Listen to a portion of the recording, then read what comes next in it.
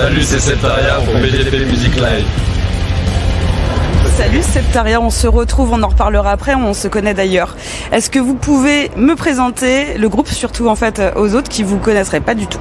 Bah alors on est un groupe de post-metal progressif. Là on est 4. Et c'était votre premier album que vous avez défendu sur la L-Stage, on en reparlera. Dans votre bio, j'ai vu qu'il y avait quand même une espèce d'importance des tremplins qui commence à être assez conséquente. Est-ce que vous pouvez me parler du premier surtout, avant qu'on parle de celui où on s'est vu?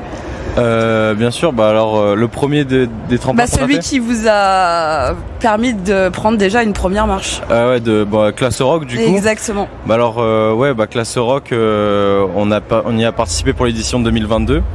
Ça a été vraiment, ça nous a mis un pied à l'étrier dans le monde de la musique un peu professionnel.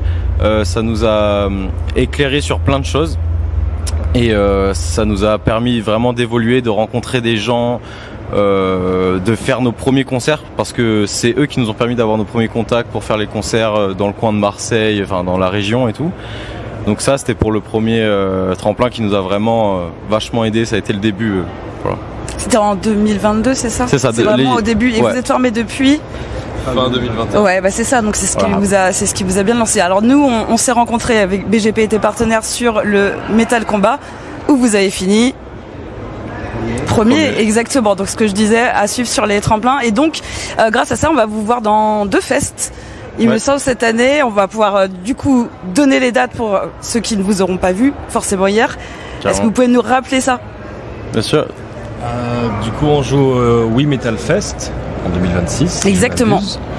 Et au Mency Metal Fest qui va se passer en septembre. Exactement. Donc les deux en région parisienne, on vous invite à venir soutenir Septaria et aller voir en live, c'est quelque chose. Avant de revenir sur le live, alors oui, je remets dans le contexte, on est dimanche, c'est pour ça qu'on a cette tête et il fait hyper chaud. On est sur la fin du Hellfest, donc la prestation a déjà eu lieu. Mais avant ça, moi j'ai une question, voilà, je vous suis et elle est toute bête, mais Septaria, c'est un nom de pierre à la base et il y a aussi d'autres consonances. Pourquoi vous avez choisi ce nom de groupe?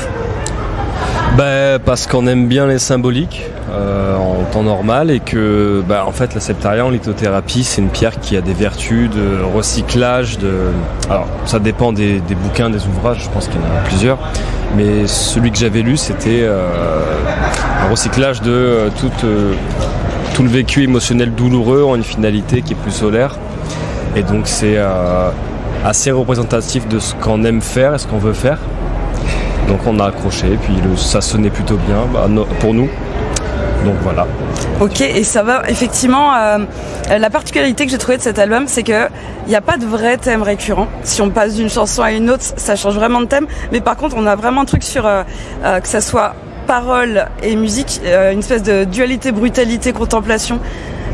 Et qu'on peut écouter presque comme un concept album. Donc du coup, comment vous avez réussi à structurer quelque chose d'aussi différent pour en faire un objet? Comment ça s'est passé en termes de compo et de choix, par exemple, d'ordre de piste? C'est vrai qu'on aborde beaucoup de thèmes, comme tu l'as dit, dans notre musique. Et je dirais que ce qui a lié un peu tous ces thèmes ensemble, c'est vraiment cette idée de faire le lien en fait entre la complexité de l'espace, de l'univers, et la complexité qu'on a en nous en tant qu'être humain. Et après, comment c'est lié tous les morceaux entre. On a essayé de faire un peu à la Dark Side of the Moon de Pink Floyd. On a essayé de faire des transitions pour que ce soit musicalement comme 2 parties en fait dans l'album. On a un peu comme un vinyle, face A, face B. Et c'est comme ça qu'on a lié en fait des thèmes qui sont quand même assez opposés. Tu vois, si on prend Centaure et Psyché, c'est 2 morceaux complètement opposés. Il y en a un qui est vachement solaire, l'autre qui est beaucoup plus sombre. Mais en fait on a tout lié parce qu'en fait finalement toutes les émotions, tout ce qu'on ressent en fait c'est lié en fait en nous. Ouais, et elles sont légitimes. C'est légitime à être ressenti et exprimé. Donc ça a un sens quand même dans le thème de l'album. Oui, c'est ça. C'est que vous arrivez effectivement à faire c'est presque un concept album. Vraiment allez checker ça. Je fais un tout petit pas vers l'avenir parce que j'ai 2 questions là-dessus. Vous aviez dit dans une ancienne interview que vous aviez déjà de la matière, pourquoi pas pour un second, mais que vous vouliez tester les nouveaux morceaux sur scène avant. Apparemment, il y en a eu un nouveau, si je m'abuse, que vous avez joué avant-hier. Alors, peut-être qu'on l'a fait, enfin, qu'on n'a pas fait au Metal Combat, mais il n'était pas nouveau. D'accord. Ou du moins, on l'a un peu retravaillé. On l'a checké tous entre nous, hein, parce qu'on a tous écouté l'album. Donc du coup, ouais, je pense que vous avez retravaillé le premier et on s'est tous fait avoir. Vraiment. Possible. Vraiment. Ouais. Bon bah d'accord. Ok. Donc c'était pas l'annonce d'un nouvel album. J'aurais pas de. Non.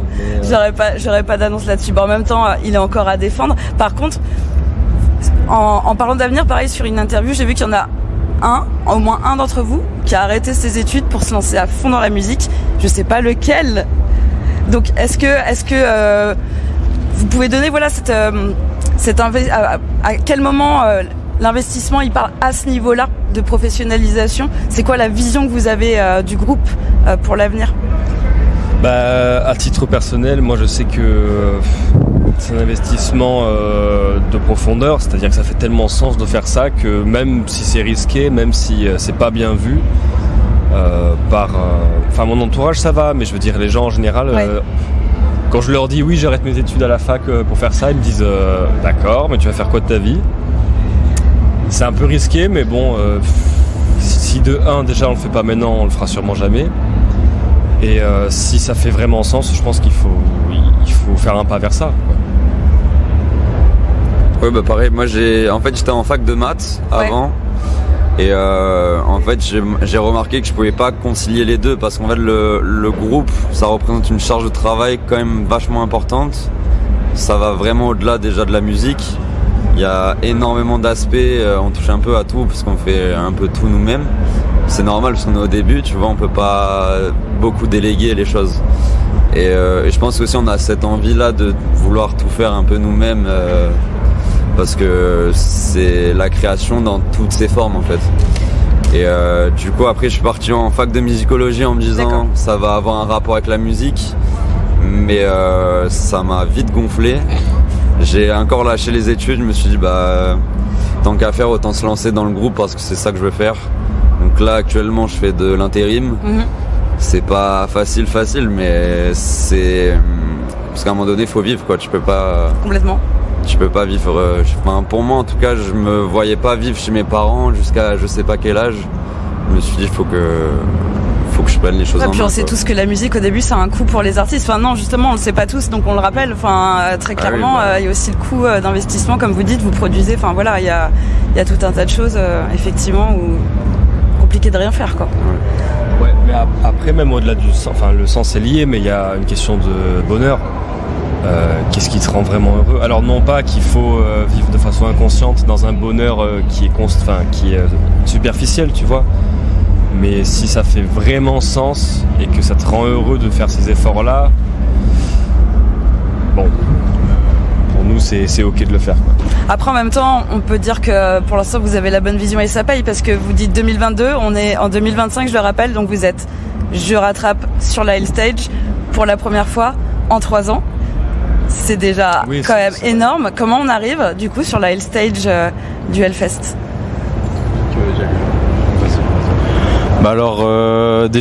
Déjà les tremplins, comme on en avait parlé, mine de rien ça aide énormément, comme avec le Metal Combat qui nous a beaucoup aidé. Ça permet d'avoir de la visibilité, d'apprendre beaucoup, de rencontrer des gens et tout ça. Et ensuite pour ce qui est de l'aspect promotionnel aussi, nous on a signé chez Clonosphère, qui nous a beaucoup aidé justement à nous développer là-dedans. Et ça c'est là par exemple quand on fait toutes ces interviews, c'est grâce à eux. Exactement. Vraiment c'est un truc de fou, c'est la première fois qu'on a autant d'interviews, tout ça, donc nous c'est un honneur encore une fois, c'est un truc de fou quoi. Et après pour ce qui est du côté artistique, technique, on a dû faire des résidences parce qu'il fallait assurer le show quoi, aussi bien au niveau de la musique qu'au niveau du scénique. Les lumières aussi, Hugo adore les lumières, il est à fond là-dedans, c'est un geek des lumières. Il achète toujours des lumières. Et c'est C'est ça, voilà, d'où l'intérêt. D'un coup là, on le sent bien le coup, mais c'est pour la bonne cause. Tu vois. Bon là, malheureusement, on n'a pas pu faire de show lumière parce qu'on était, c'était la journée, tu vois. C'est ça, c'est ce que j'allais demander si vous aviez préparé particulièrement, parce que moi je vous ai vu indoor et je sais qu'il y a un show très calé où l'image et la lumière ils sont hyper importantes. Et justement, c'était ma question, c'est comment on prépare du coup un outdoor qui est très très éloigné, mine de rien, de ce que vous proposez habituellement, quoi. Là, tu parles de la live stage, ouais. Bah, en fait, en soi, honnêtement, on bosse plus un show qu'on va faire sur le long terme plus qu'un show spécifique. C'est-à-dire que là, quand on l'a fait pour la L stage, en fait, on s'est dit c'est la même chose, sauf qu'on n'a pas les lumières et tout, mais qu'en soi, on a déjà tout travaillé à l'avance. On sait le déployer quand on veut le truc, si on a le matos, voilà. Donc en soi on l'a pas forcément plus bossé que ça. Par contre vu que c'était quand même très important pour nous, on a été encore plus rigoureux, on a fait encore plus de répètes possibles pour être vraiment à mort, voilà. Ok, je reste sur le festival, vu qu'on est à la fin, forme de conclusion. Alors je sais que vous avez pas eu beaucoup de temps, mais pour vous c'était quoi les immanquables de cette année de l'enfer?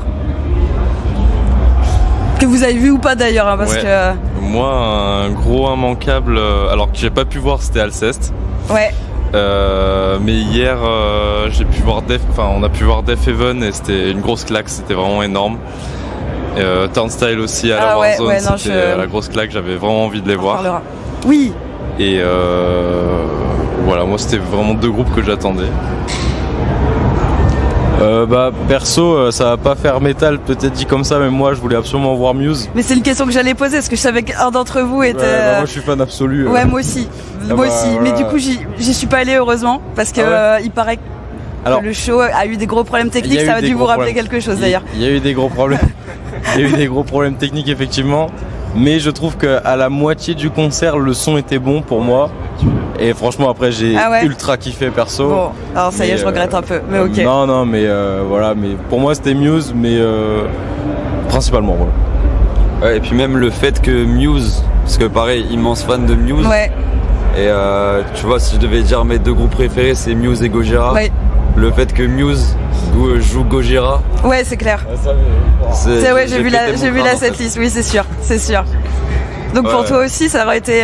Ça, et hier, Dream Theater aussi, j'attendais pas mal. Turnstile, c'était la guerre. Oui, je sais. C'est la Warzone. Tu déboîtais l'épaule, on a perdu les clés de voiture dans le pit. C'était n'importe quoi, mais vraiment, c'était exceptionnel la soirée hier. Ouais. Et Korn aussi, c'était... D'ailleurs, toi, tu connaissais pas Korn? Ah ouais, alors c'est sacrilège, hein, mais je connaissais pas trop. Et les pochettes d'albums m'effrayaient un peu de Korn. Oui. Du coup, je me suis dit, j'ai mis de côté, mais en fait, je me suis pris une claque, je m'en suis toujours pas remis. En termes de son, en termes de prestance, de light, de vidéo, ils ont mis une vitesse à tout le monde, je trouve. Il y a Korn et il y a les autres, je trouve. Ouais, c'est vrai que pourtant, ça fait plusieurs fois ici, etc.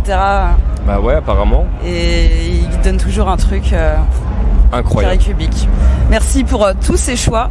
Donc je vous rappelle, allez écouter Astar et surtout allez voir en live Septaria, c'est deux mondes différents.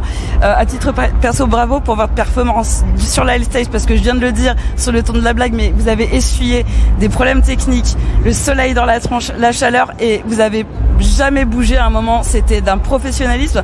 On a l'impression qu'il se passait rien pour vous, et on voit des groupes plus pros qui auraient été qui auraient fait la gueule ou qui auraient commencé à pester. Donc on est plusieurs à vouloir vous le dire, et donc je le passais devant la caméra, et je vais vous laisser le mot de la presque fin, parce qu'après je reprendrai la parole une dernière fois.